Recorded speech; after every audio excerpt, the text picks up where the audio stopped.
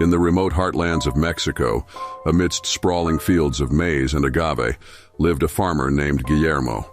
Though he knew the taste of poverty all too well, his life was a symphony of simple joys. A resilient spirit buoyed him through the toughest times, and his heart swelled with love for his 4 children, who danced around the sunlit courtyard like fireflies in the night. His wife, Isabella, carried their 5th child beneath her heart, a promise of new beginnings.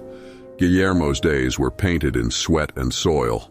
The sun witnessed his struggles, but it also soaked in his laughter, surrounded by his children. The evening brought a chorus of crickets and the sweet fragrance of the earth, and though his pockets were empty, his heart was rich with the currency of contentment. One fateful night, as the clock's hands hovered on the brink of midnight, Guillermo finally crawled into bed, exhaustion tugging at his eyelids. But before he could succumb to sleep's embrace, a distant howl pierced the tranquility. It was Lobo, his faithful dog. The barks were frantic, reverberating with urgency. Guillermo rubbed his eyes, wondering at the disturbance. He shuffled to the window and peered into the darkness. Moonlight cast eerie shadows on the ground, and there, beneath the gnarled branches of a twisted tree, stood an otherworldly figure. His heart quickened as he squinted, trying to discern the shape in the shadows. A chill slithered down his spine as he realized the figure was not quite alive. The being stood tall, its form skeletal and ghostly. Guillermo's disbelief clashed with a primal fear he had never known. Skepticism battled superstition within him. But when he saw the figure's fingers stretch toward Lobo, his beloved companion, and the dog's body levitate in terror, the line between reality and nightmare blurred. Lobo's panicked cries cut through the night, heart-rending and full of agony. The ghostly figure seemed to squeeze the very life from the dog, its eyes obsidian pools of malevolence. Guillermo, driven by a surge of courage and desperation, picked up a rock and hurled it with all his might. The stone passed through the apparition, and the air resonated with a haunting screech that drilled into his ears. "You took my prey tonight," the ghost's voice grated like rusted metal, "and you will have to repay with a soul."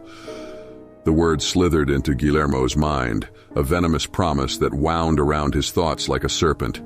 He fled indoors, pulling Lobo to safety. The night was far from over, though, as a lingering unease gnawed at him, refusing to be quelled. Through the window, he watched as the undead figure crawled toward his room, like a shadow creeping through a nightmare. With a trembling hand, Guillermo pushed the door open, his heart pounding like the hooves of a runaway horse.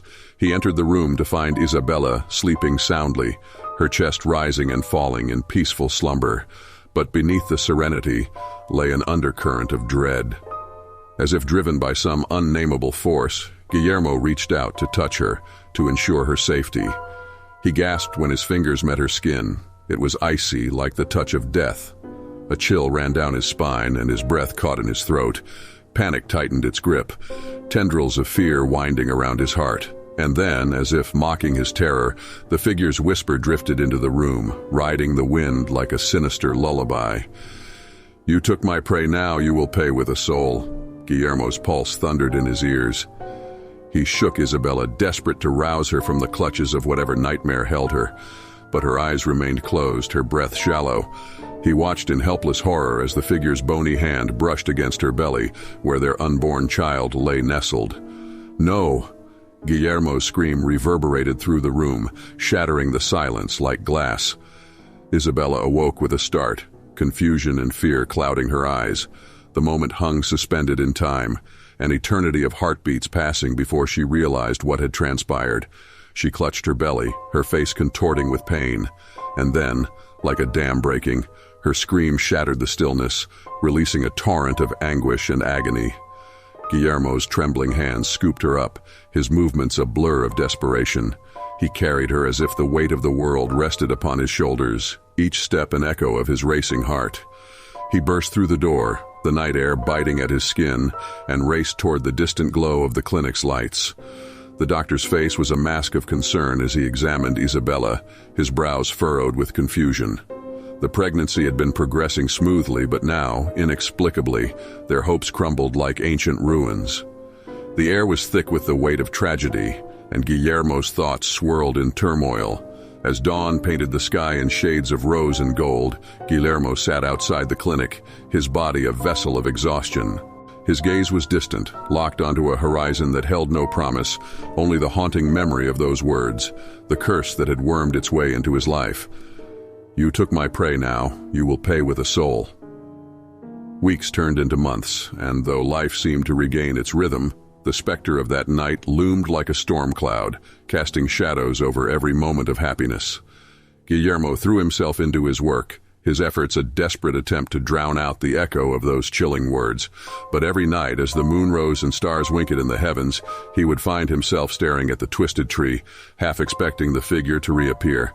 Lobo, once full of vigor, now wandered the homestead with a heaviness in his eyes, as if he too remembered the torment of that night.